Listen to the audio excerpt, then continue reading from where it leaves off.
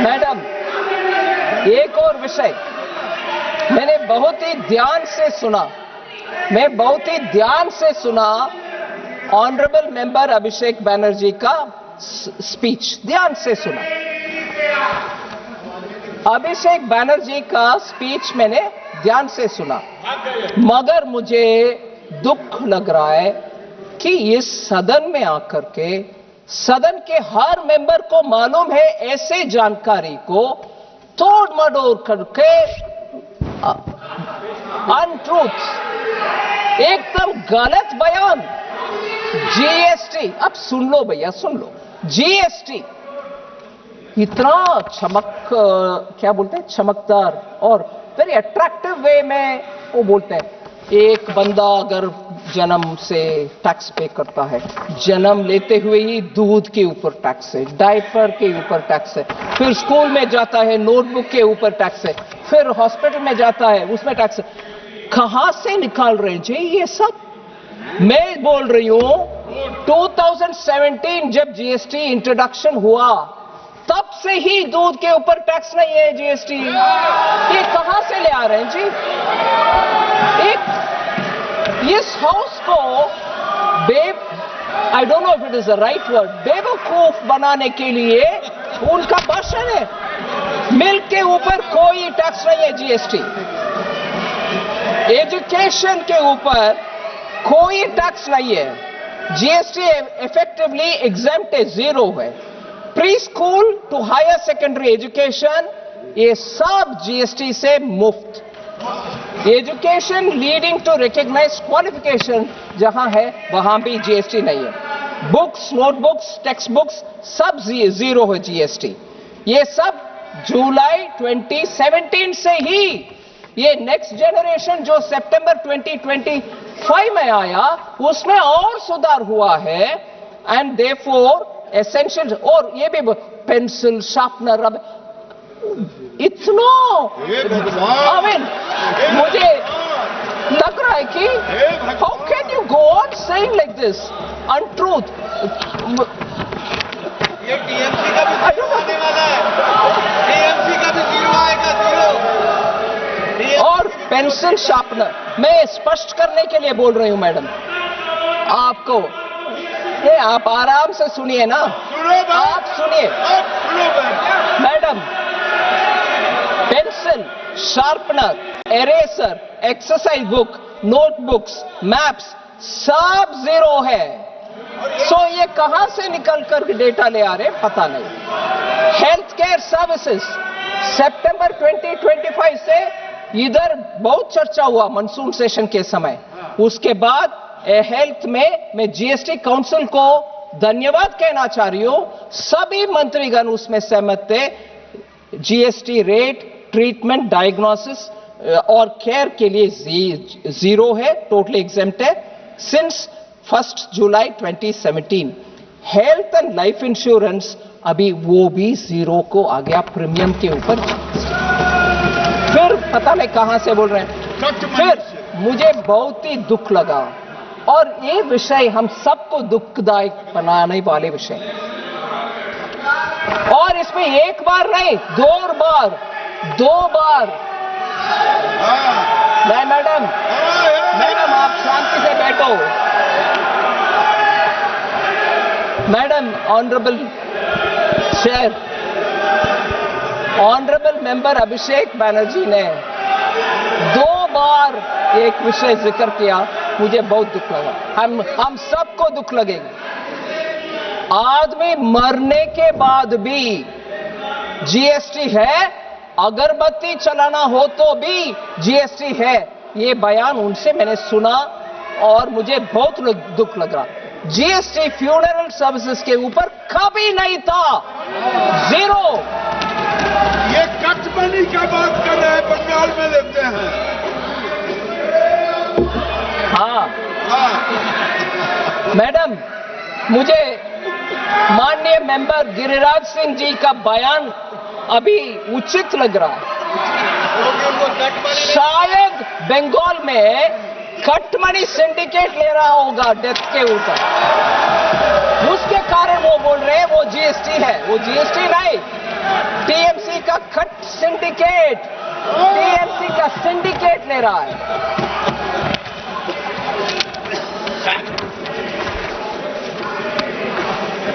Madam, एक और विषय,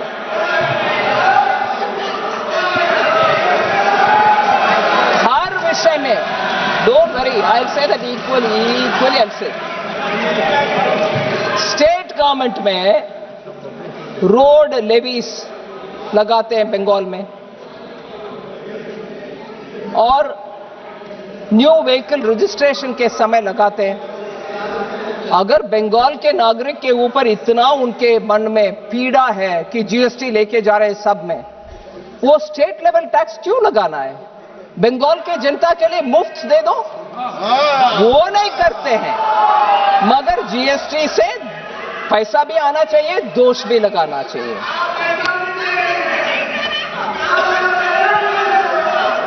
मैं एक रिक्वेस्ट करती हूं माननीय मेंबर को, मैंने एक रिक्वेस्ट करती हूं, उनके गवर्नमेंट में जाकर बोलें, मैडम सुनिए, आपके गवर्नमेंट को बोलो, आपके गवर्नमेंट के पास ये बात बोलो, ऑनरेबल एमपी कॉमन मैन के ऊपर, सुनिए मैडम, आपके कॉमन मैन के ऊपर बंगाल में बोझ कम करना चाहते हो तो मैं बोल रही हूं, कोलकाता में पेट्रोल दिल्ली से कंपेयर करते हुए 10 रुपया क्यों ज्यादा है? आप जाके उसको कम करो ना, डकैती वो कम करो मैडम। और लास्ट में बंगाल के विषय में मैडम, मैंने जब अनाउंस किया, मैंने एक, अरे माननीय सदस्य प्लीज, ईस्ट फ्रेट मैडम, इस बजट में हमने दंकुनी का नाम लिया, दंकुनी, क्योंकि ईस्ट वेस्ट कॉरिडोर बनना चाहिए। ईस्ट वेस्ट कॉरिडोर जहां दंकुनी से सूरत को जाना है, वो हमने अनाउंस किया। बंगाल के नेतागण को इतना दुख है, बंगाल के लोगों को इतना दुख हो कि ये अनाउंसमेंट माननीय सीएम ममता बनर्जी जब रेलवे मंत्री थी उस समय ये अनाउंसमेंट हो चुका है, आप कुछ नया नहीं कर रही हो। ये अनाउंसमेंट, ये उनका शिकायत है। Dankuni to Surat east west freight corridor का अनाउंसमेंट, उसमें बंगाल के लोग बोलते हैं ये तो हमारी ममता बनर्जी रेलवे मंत्री जब थी उस समय अनाउंसमेंट हुआ है। गलत है, बिल्कुल गलत है। I have announced new dedicated freight corridor Dankuni से सूरत। माननीय ममता बनर्जी जी ने लुधियाना से कोलकाता को दंकुनी के द्वारा कुछ अनाउंस करके चले गए, वो कुछ नहीं हुआ उसमें। मैंने अनाउंस किया दंकुनी से सूरत, वो बिल्कुल नया है, इसलिए हर विषय में श्रेय लेने का कष्ट ना करें।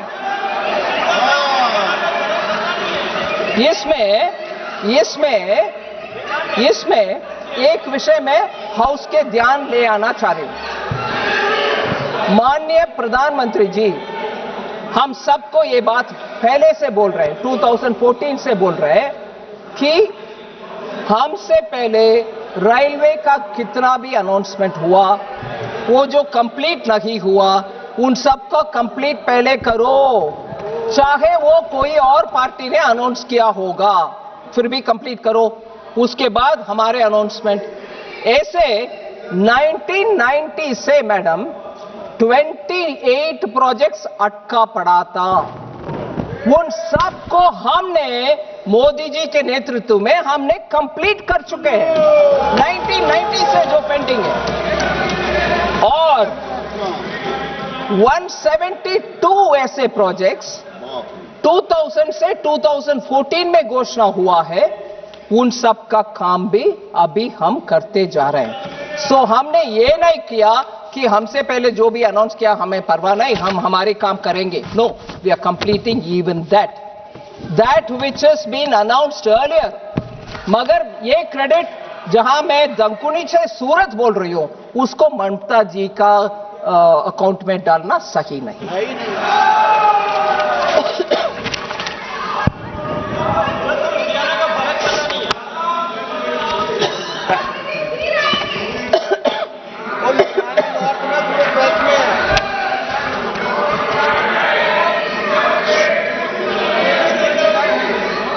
एक और बात माननीय अभिषेक बैनर्जी का विषय में, वो बोले हैं हम आई कम फ्रॉम अ भारत करके बहुत सारे विषय बोले.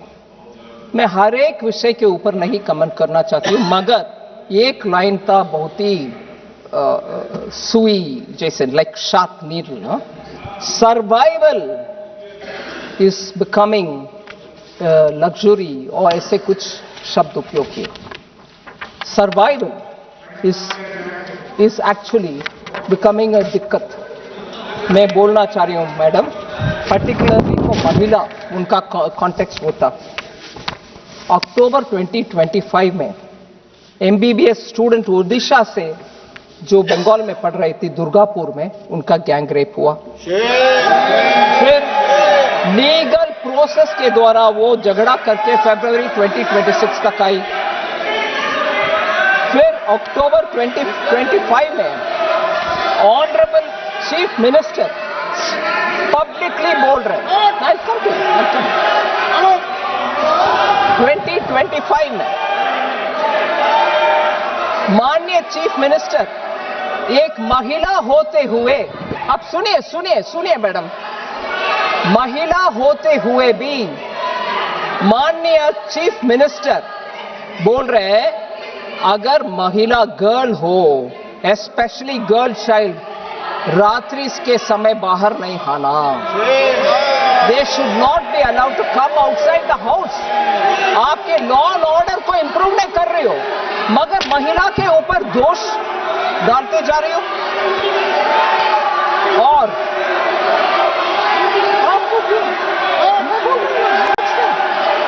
He said it. कोलकाता में ही 24. He spoke at that time. Where were you? At that time? Sir, if a friend rapes you, कौन क्या कर सकता है? एक बयान हमारा मेंबर ऑफ पार्लियामेंट ने बता रहे कोलकाता के रेप के ऊपर. What can be done if a friend rapes you? महिला के सुरक्षा के विषय में अभिषेक बैनर्जी जी बता रहे हम हमारे स्टेट से कानून बनाया, उसको गवर्नर को भेजे, गवर्नर राष्ट्रपति को भेजे, हमें क्लियरेंस नहीं मिल रहा.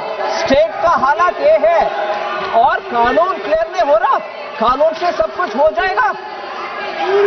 कालीगंज में जून 2025 में बॉम्ब ब्लास्ट में एक बच्ची मारा गया. टीएमसी लीडर, उसको अरेस्ट भी हुआ. मेदिनीपुर में टीएमसी लीडर का अरेस्ट हुआ बॉम्ब के वजह से. बंगाल में बॉम्ब चलता है, कानून नहीं चलता. और लास्ट में मैं बता रहा हूं, एनसीआरबी का data, national crime research bureau का डेटा, कन्विक्शन रेट क्राइम का, इसमें 35 रैंक में है. 36 स्टेट्स का लिस्ट में 35th रैंक में है बंगाल. और हमारे ऊपर शिकायत